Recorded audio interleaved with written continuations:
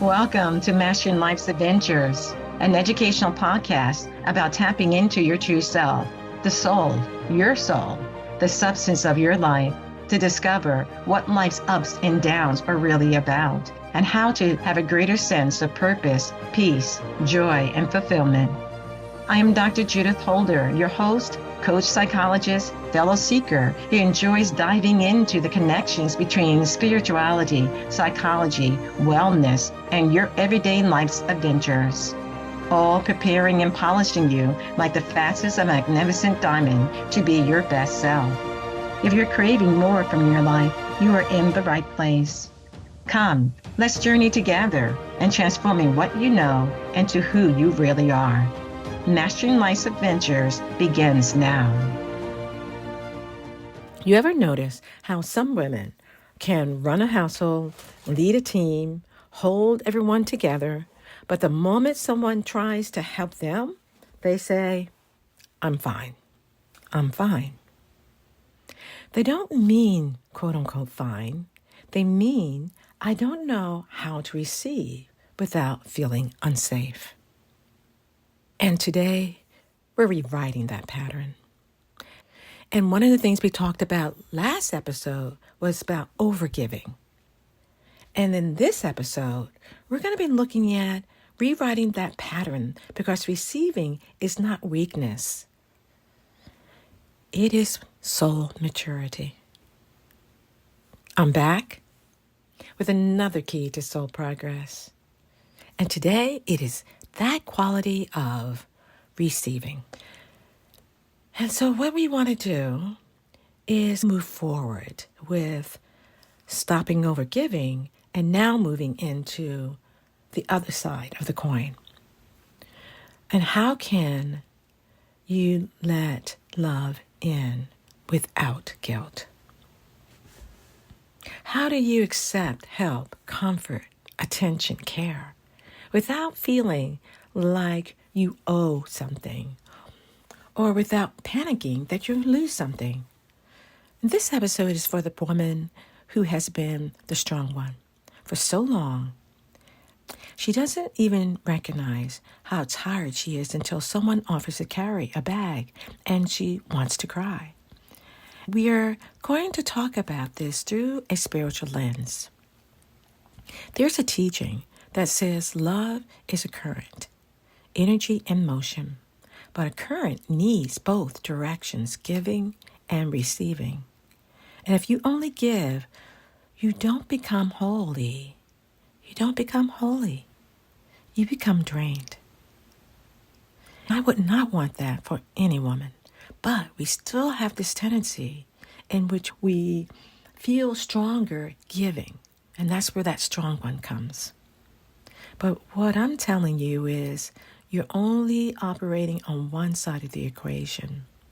And if you are a spiritual being and you believe that you're on a spiritual path, then you also need to look at receiving. And receiving is part of right use of energy. So think about this. I want to say something in a gentle way, but in a plain way.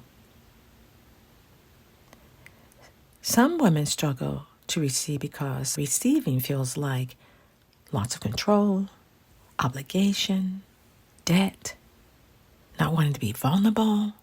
I'm a burden. I don't deserve this.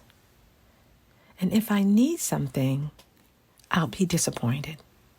Because if I need, people may not be able to fill that need. And I don't want to be disappointed. Therefore, I will appear as if I'm invincible. I have no needs. Instead, they become excellent givers. They anticipate needs. They fix problems. They handle everything. And people even praise them for it, give them accolades, because they're so good at it. However, if you can't receive, you can't truly relate, because love becomes one-sided. And one-sided love turns into fatigue, resentment, irritation, or loneliness. This isn't about being needy. This is about being whole. And soul progress means you can receive love without shrinking, without bargaining, without apologizing for needing care. Have you ever heard this statement? You can't pour from an empty cup. If you've heard about that, raise your hand. Many of us have heard that statement before. I would like to upgrade it and say an empty cup is obvious, but many women aren't empty cups. They're leaky cups. They pour love out all day, but they don't know how to let love back in. So even if people offer care, it runs right through because the heart has not practiced holding it. We're so used to giving, but we don't even think about what it is to hold receiving, the love that is coming our way by receiving it. Here's a better picture. You are not designed to be a cup that empties. You are designed to be a well, W-E-L-L, a well, a living source. And that well has two things. One is a boundary, so the water doesn't spill everywhere. And the second thing is supply, so the water can rise again. Overgiving without receiving is like pouring water into sand. So again, I would welcome you to go back and listen to this past episode over overgiving. As you think about this, that overgiving without receiving is like pouring water, like a pitcher full of water or much water, it doesn't matter, onto sand. It feels like love, but it disappears. If you look at sand, you can pour water into it, on a summer day, and then it dissolves. It kind of seeps into the sand itself. So receiving is what lets the well refill. And if you really think about it, when we receive, we're now developing a different dimension of our heart.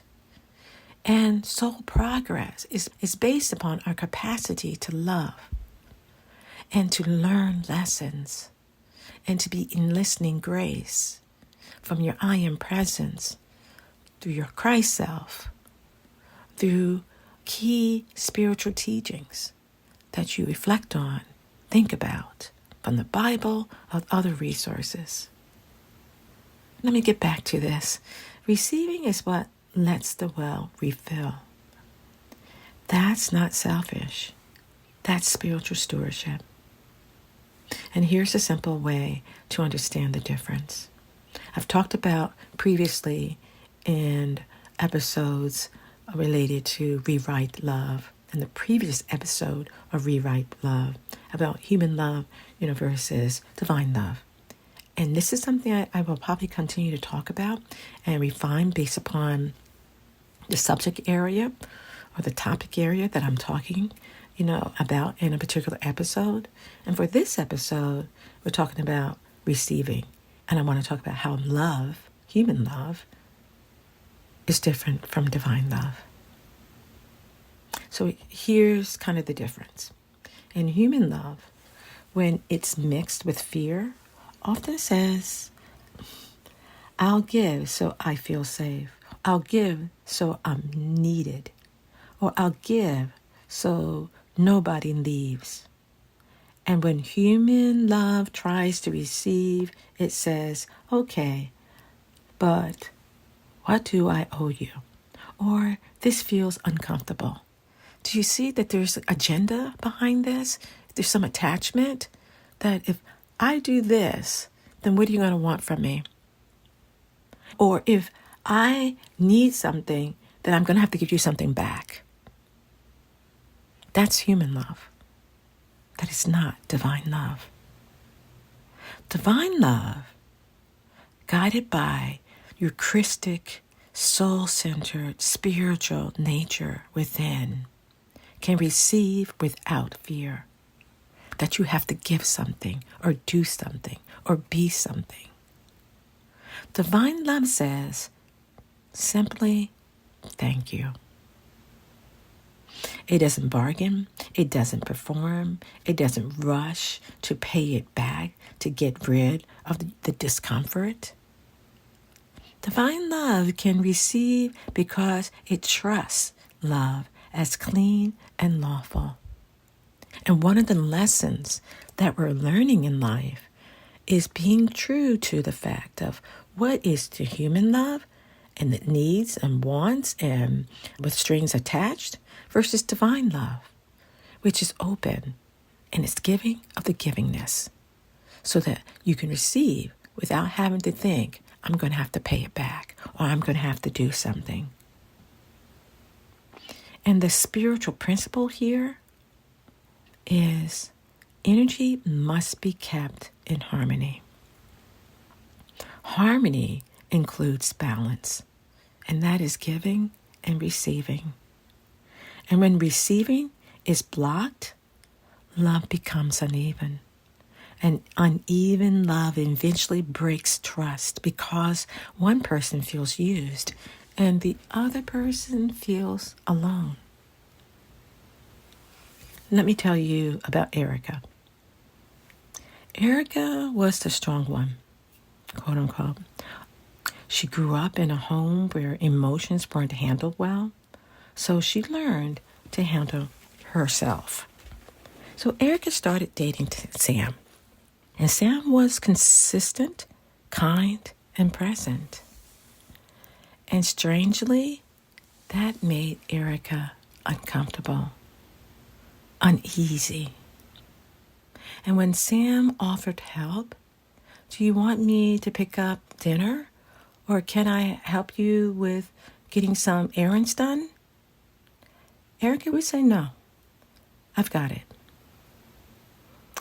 And when Sam asked, how are you really doing? Erica would say, I'm fine. Not because she wanted distance. It's because receiving felt like exposure. And then one day, Erica got sick. Nothing dramatic, just got exhausted, had a fever, just felt wiped out. And Sam came over with soup and tea. And Erica tried to sit up and host him. That doing. No, if you came over, then I need to do something for you. And she said to Sam, sorry, I look like this. Sorry, I'm a mess. And Sam gently said, you don't have to perform. Let me take care of you. And Erica felt tears rise, not because she was sad, but because something inside her whispered, I don't know how to be cared for. And that was her soul speaking. And that was also a pattern. She doesn't know how. She's used to always doing from other people. And if this sounds like what happens in your world or someone else that this happens to, ask them to stop and listen to that inner voice. It's just because we may not know how to, it doesn't mean that we can't learn. But we first have to learn the pattern that keeps on coming up in our relationships. And here's what changed for her. She didn't try to become a different person overnight. She practiced one tiny receiving step. And she looked at Sam and said, thank you. It's hard for me to receive, but I want to learn. That sentence opened the door.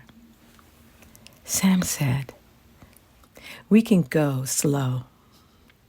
And that's divine love in action. Patient, steady, respectful. Erica's soul lesson wasn't depending on a man. Her soul lesson was trust. Trust herself. Trust her capacity to learn. Trust that there's something greater in herself and the lessons that she is learning and growing from and being surprised by. That she's open and flexible to knowing there's another way of being. And you don't have to do that or be that overnight. Trust, because receiving teaches the heart that love can be safe without control. And one of the things that she was doing, we were talking about, earlier about human love versus divine love, she felt that in this human love domain that she needed to control everything. She needed to be everything. She needed to give, overly give. She now was distinguishing and beginning to be aware of the fact that's not the love that is for the soul. The love of the soul begins with trust and a willingness to grow and a willingness to let go of control and allow another person to step in and to help. In this particular case, when she wasn't feeling well. When someone offers something like help, kindness, like a kind deed that they've given, a compliment, practice this. Breathe. Pause 1 second. Breathe once. Say thank you. Stop talking.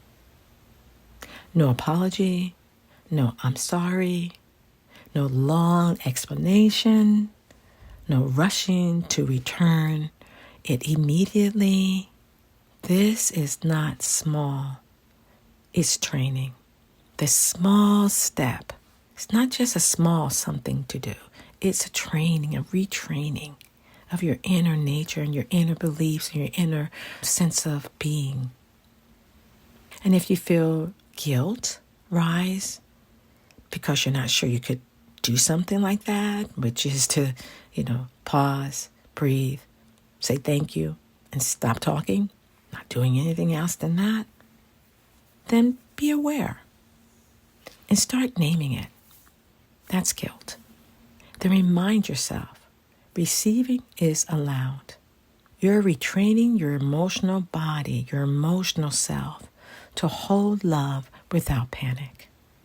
You're training yourself to know that if I am a spiritual being from my Father who's in heaven, the Father, Mother, God, and God is love, then a part of me, that which in me has to be love too. And therefore, we sometimes have to say, yea, Lord, I believe, help thou my unbelief. For these things that we think, well, we're not deserving or, that's asking too much. No, we stop. And we say, there's a part of me that still doesn't quite believe. Ask the Lord to step in to help my unbelief.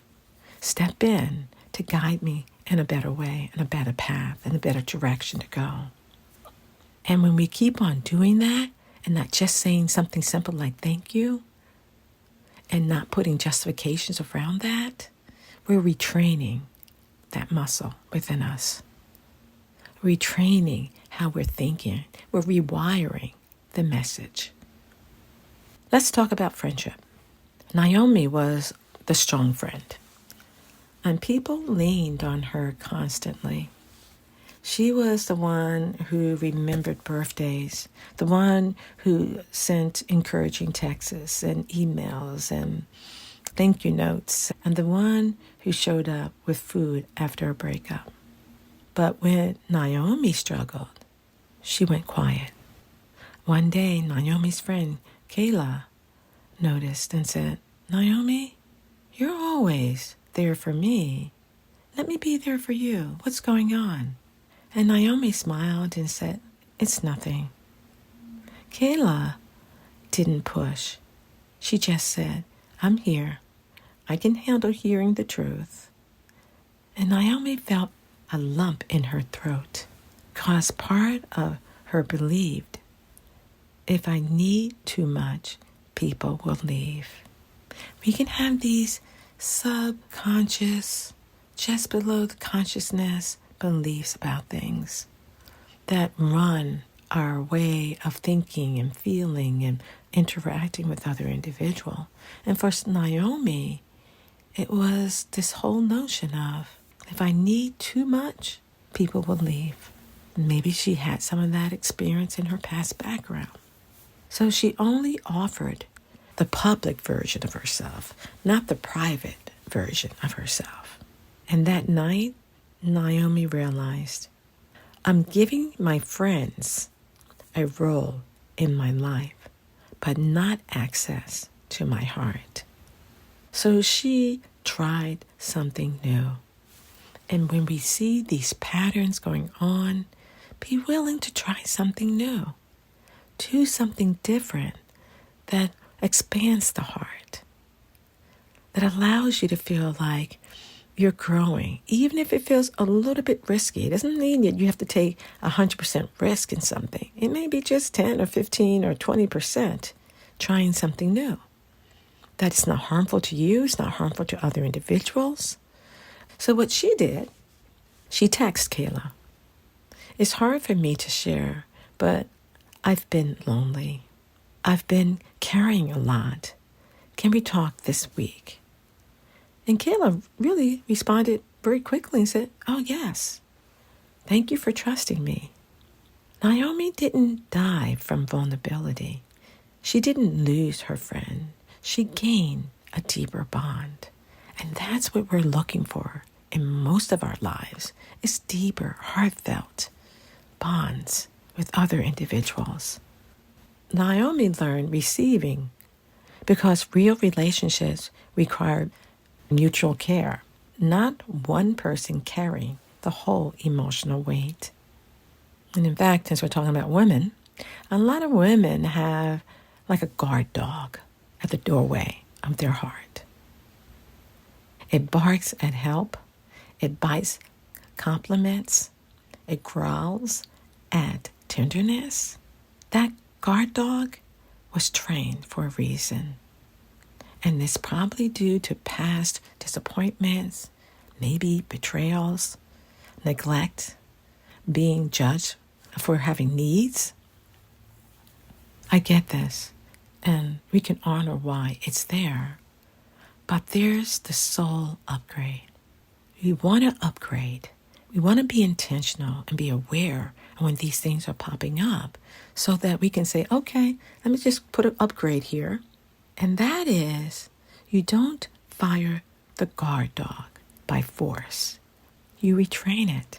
We have to retrain these thoughts, these misbeliefs that we have about ourselves and about our relationships that we're in, be it intimate, be it friendships, be it family, be it with yourself. You teach the guard dog in that retraining process the difference between danger and love, manipulation and care, control and support. That's why receiving is gradual. It is practice. It's helping you discern between what is manipulation and what is truly care. And when you ask your soul, your I am presence, your Christ self to guide you and help you to have that discernment, to learn whatever the lesson is there, then it accelerates that process in your life. It accelerates your soul saying, oh, this person really does want my help. They only wants me to help distinguish between human love, for example, and divine love.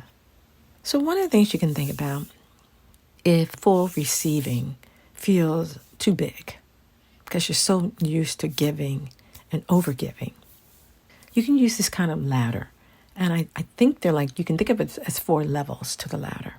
So level 1 is receiving a compliment. Just say thank you. Be quiet. Be appreciative. Level 2 would be receive a small help. Yes, could you grab that for me? If a person's asking, say, I'm on my way, towards you. Can I pick up blah for you? Oh yeah, that'd be great. Thank you. No.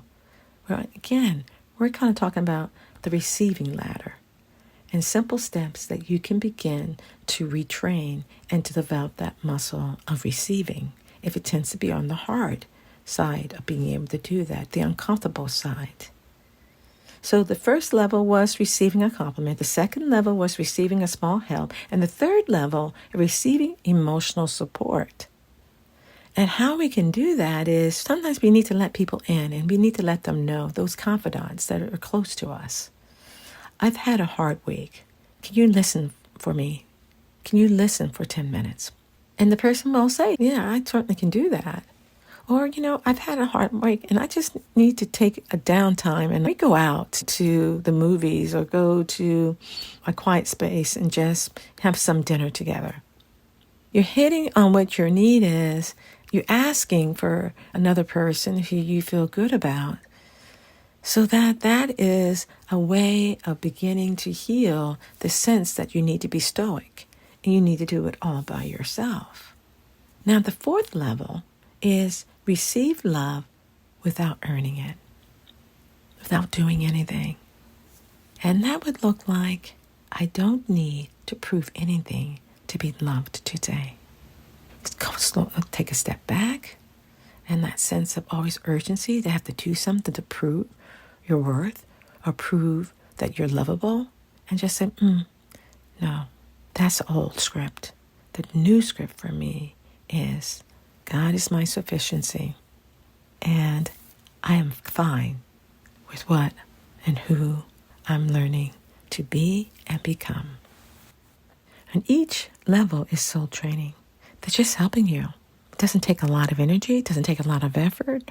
But it's good to know in your mind that there's these different levels. That where am I at that level? Can I just say a thank you here and not do a justification behind that statement? Yes, I think you can be able to do that. So the other thing I want to talk about is why this matters for soul growth. Overgiving empties the heart, but refusing to receive keeps the heart closed. So we have an issue here. If you overgive, you can empty it, but if you don't receive anything, then your heart is closed. So your heart is not glowing. So your heart is not growing. It's not expanding. There needs to be a balance in receiving and giving, regiving and receiving. Because love needs flow, balance, harmony. Receiving is not you being weak. Receiving is you being whole. Receiving is one way the Christ nature within you becomes real, not a concept, but as a lived experience, a heart that can both give and receive. And what I say about purity is we give and receive, no strings attached. We're doing it from the graciousness of our heart. And if another person has attachments to, what they're doing or giving towards you, you have to leave it with them. They need to know, whatever you send my way, I receive it with no strings attached. I give it with no strings attached. That is what love looks like when it's practiced. That you can give and receive in purity. That is where the soul grows, right in the middle of real life. Before I close, I would love to hear from you. Where do you struggle to receive? Is it with compliments, help, love, support? Share it in the comments. Your insights may help someone else on the path. Something to think about. Bye for now. Thank you for joining me for this episode on Mastering Life's Adventures, being your best self through soul evolution. If you have enjoyed what you've heard today, I would be delighted if you would share this episode with others, leave a thumbs up, and subscribe to my Mastering Life's Adventures podcast. Look forward to your joining the next episode. Please leave any comments or suggestions you might have below. Bye for now.